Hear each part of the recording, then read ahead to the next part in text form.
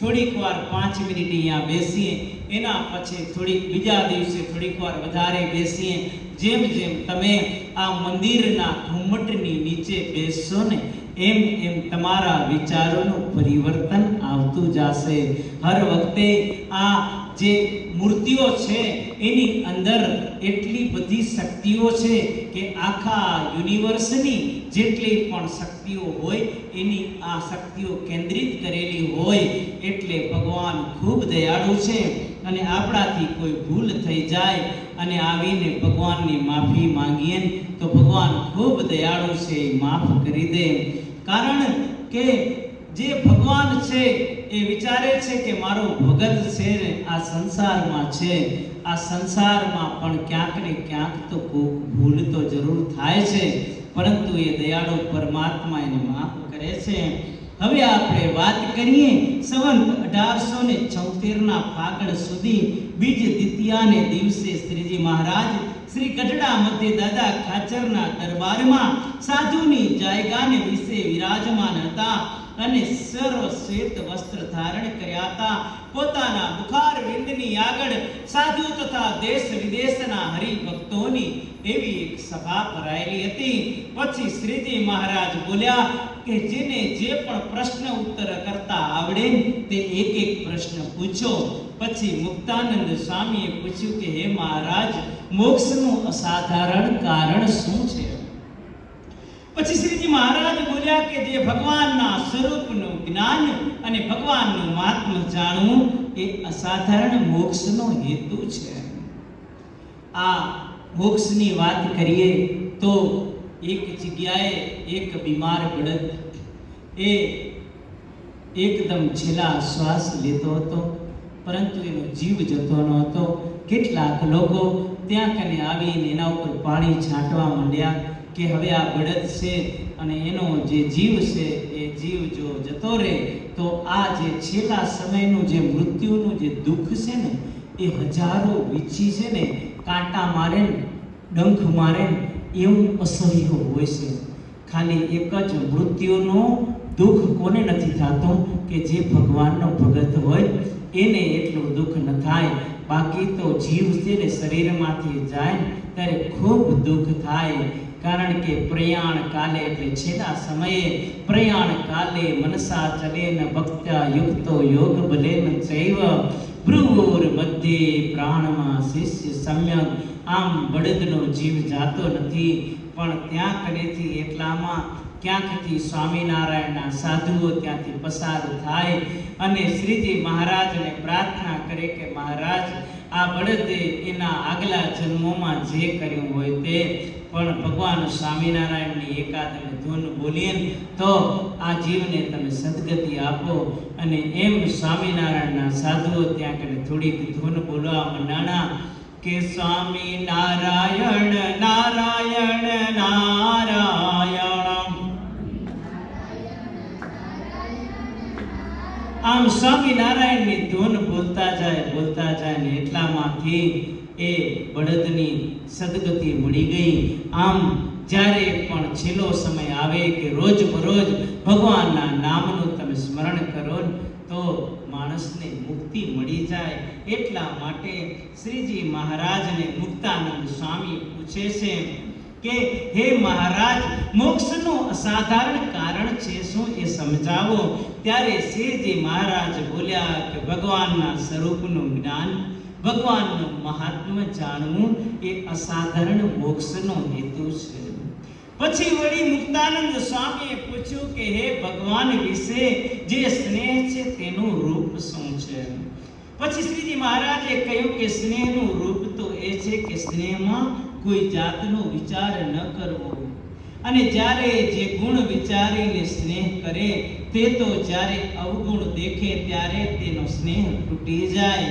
માટે હેત તો જેમ થયું હોય તેમને તેમ રહેવા દેવું, પણ વિચાર કરીને વારે વારે સ્થાપન કે ઉત્થાપન કરવું નહીં.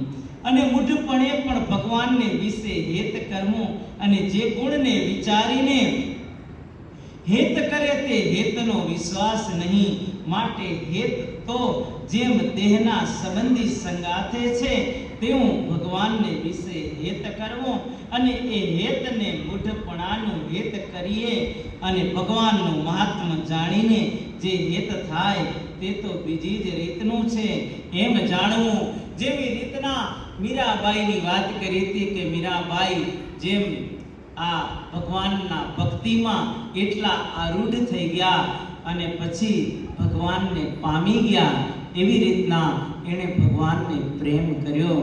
એમ ભગવાન સ્વામિનારાયણ શ્રીજી મહારાજ કહે છે કે તમારું જો ભગવાન સાથે હેત થઈ જાય તો ભગવાન ખૂબ દયાળુ છે અને એ તમને મુક્તિ સુધી લઈ જાય છે. એટલે જેના સાથે જેવો હેત હોય ને એમાં કોઈ શંકા કુશંકા કરવી નહીં, પણ એકદમ એના અંદર પ્રોત થઈ અને ભગવાનને યાદ કરવા. એના પછી શિવાનંદ સ્વામીએ પૂછ્યું કે સત્સંગમાં રહેવાનો ખપ છે તો પણ કોઈક અયોગ્ય સ્વભાવ છે એમ ટળતો નથી. ત્યારે શ્રીજી મહારાજ બોલ્યા કે જે સ્વભાવ સત્સંગમાં અંતરાય કરતો હોય એના ઉપર જેને અભાવ ના આવે ત્યાં સુધી ને ક્યાં સત્સંગ પૂરો ખપશે. અને તે સ્વભાવને પણ ક્યાં પૂરો શત્રુ જાણવો. ત્યાં દ્રષ્ટાંત છે, જેમ કોઈ પુરુષ આપણો મિત્ર હોય અને એ પુરુષ આપણા ભાઈને મારી નાખ્યો હોય તો પછી તે સાથે મિત્ર પણ ન રહે અને એનું માથું કાપવાને તૈયાર થઈ જાય. કાં જે મિત્ર કરતા ભાઈઓનો સંબંધ અધિક છે તેમ જો એને પોતાનો સ્વભાવ વર્તનમાં ભંગ પડાવીને સત્સંગથી વિમુખ કરે એવો છે તો પણ એની ઉપર વેરભાવ આવતો નથી અને સ્વભાવ ઉપર રીસ ચડતી નથી, તો જો એને સત્સંગમાં પૂરું હેત નથી અને જેવું ભાઈઓમાં હેત મનુષ્ય છે તેવું જો સત્સંગ ઉપર હોત હોય તો ભૂંડા સ્વભાવને તત્કાળ ટાળી નાખે. શા માટે? જે જીવ તો અતિ સમર્થ છે, કેમ કે જે મન અને ઇન્દ્રિયો એ સર્વ તો ક્ષેત્ર છે અને આ જીવ તો એનો ક્ષેત્રજ્ઞ છે. એમ કહેવાય છે કે આ સંસારની અંદર આપણું જે શરીર છે ને એને શું કહેવાય છે? ક્ષેત્રજ્ઞ કહેવાય છે અને એની અંદર જે રહે છે એને ક્ષેત્ર કહેવાય છે.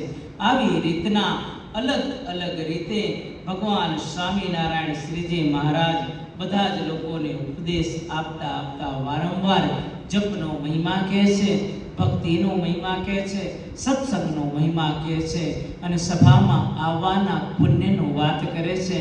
જે લોકો થોડીક વાર અડધો કલાક કે 20 મિનિટ પણ સભામાં આવે, સભામાંથી કથા સાંભળે તો આ હૃદય પવિત્ર થઈ જાય છે. કારણ કે ઘણી વખત એવું પણ બને, પહેલા વખતે મેં ઘણી વખત જોયું છે કે ડોંગરીજી મહારાજની કથાઓ હતી ત્યારે હું બહુ નાનો હતો અને ત્યારે કથાઓ સાંભળવા ઘણા બધા જણા જતા. એમાં કોઈ 70-80 વર્ષના ડોશીમાં જાય, ડોકરા જાય, બધા જાય અને તેમ ક્યારેક કથા સાંભળતા એ લોકો ત્યારે તો આવડા બધા વાજિંત્ર હતા નહીં, એટલે મહારાજ કથા કરે રાખે અને એમાં એ લોકો નીંદર આવી જાય. પછી આમ એક ભક્તએ પૂછ્યું એના શિબિરમાં કે મહારાજ તમે કથા કરો ને ત્યારે અમુક લોકો સૂઈ જાય છે તો એને કથા કેમ ફળે? ત્યારે મહારાજે કીધું કે કથા તો ફળે જ ને, કારણ કે એનો આત્મા તો જાગતો હોય, એના અંદર જે જીવ હોય ને સાંભળતો હોય. બોડી તો ક્ષણભંગુર છે, આજે છે કાલ નથી. કેટલા જ્યારે સમય પૂરો થઈ જાય ત્યારે અગ્નિની અંદર પંચ મહાભૂતમાં આ દેહ બળી જાય છે, પણ આત્મા ક્યાં બળે છે? આત્મા તો અજન્મા છે, આત્મા તો અમર છે, આત્માનો કોઈ જન્મ નથી, આત્માની કોઈ મૃત્યુ નથી. એટલે આત્મા જરૂર સાંભળે છે અને તમારે પણ તમારા આત્માનું કલ્યાણ કરવું હોય તો આવી રીતના કથા સાંભળજો. જીવ જરૂર કથા સાંભળશે અને આ જીવ જ્યારે કથા સાંભળશે ત્યારે કોઈ પણ વસ્તુ તમારો વિષય રહેશે નહીં. એટલા માટે થઈ સત્સંગમાં જરૂર આવજો, સત્સંગમાં બધાને લઈ આવજો, જેથી કરીને ભગવાન સ્વામિનારાયણ ખૂબ રાજી થશે અને ભગવાન સ્વામિનારાયણ રાજી થાય એના પછી એને કોઈ દોષ નડતા નથી. ઘણાએ કહેતા ફરતા હોય કે અમને પિતૃ દોષ નડે ને અમને ગોત્ર દોષ નડે, મહારાજ આટલી તકલીફો આવે, હવે અમારે શું કરવું? પણ જો તમે ભગવાનની ભક્તિ કરો અને ભગવાનમાં તમારું મન લગાવો તો તમને કોઈ દોષ નડે નહીં. કારણ કે કૃષ્ણમ વંદે જગત ગુરુ. ભગવાન કહે છે કે મૈયા સક્ત મના પાર્થ યોગમ યુંજન મદાશ્રય અસંશયમ સમગ્ર મામ યથા જ્ઞાસ્યસી તુચ્છણું. હે અર્જુન, તું એક વખત છે ને મારામાં પુરોહિત થઈ જા, મારામાં મન લગાડી દે. જો તારું મારામાં મન લાગી ગયું પછી તને કાંઈ ચિંતા થશે નહીં.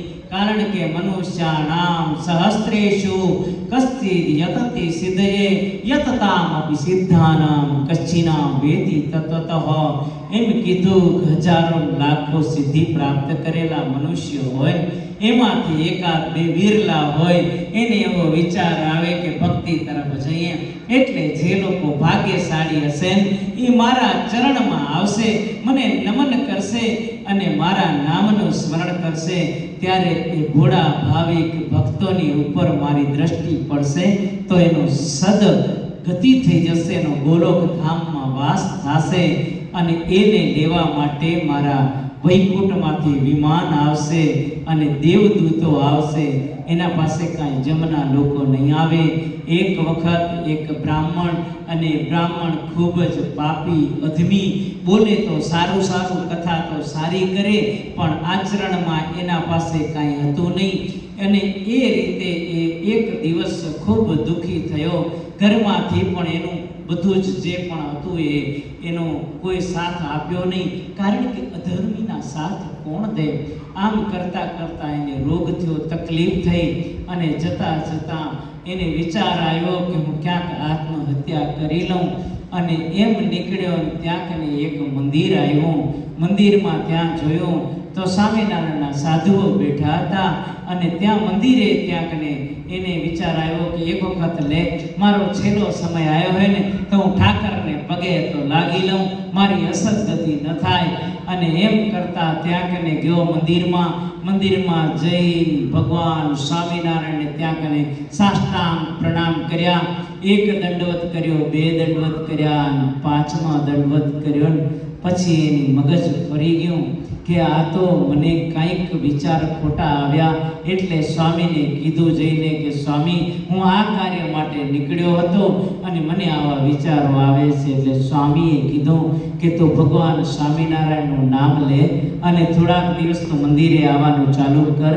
અને તે કર્યો છે ને એનો તને અફસોસ થયો છે ને એટલે તારા પાપ ધોવાઈ જશે. અને પછી એને એવો વિચારો આવ્યા, સ્વામીનો સંતનો સમાગમ મળ્યો. કારણ કે જે સંતનો સમાગમ મળે એના બધા જ દુઃખ ટરી જાય. એમ સંતનો સમાગમ થયો, ભગવાનનું એને ચરણ મળ્યું અને ત્યાંથી એની મતિ બદલાઈ ગઈ. પછી શ્રેષ્ઠમાં શ્રેષ્ઠ બ્રાહ્મણ બન્યો. જેમ નારદ મુનિ વાલિયા લૂંટારાને વાલ્મીકી ઋષિ બનાવે, એમ સ્વામિનારાયણના સંતોએ એને બ્રાહ્મણને શ્રેષ્ઠ બ્રાહ્મણ બનાવ્યો. એ ક્યારે બને કે જ્યારે ભગવાન સ્વામિનારાયણના ચરણમાં આવે એટલા માટે, એના નામનું સ્મરણ કરે એટલા માટે. તો બોલો સ્વામિનારાયણ.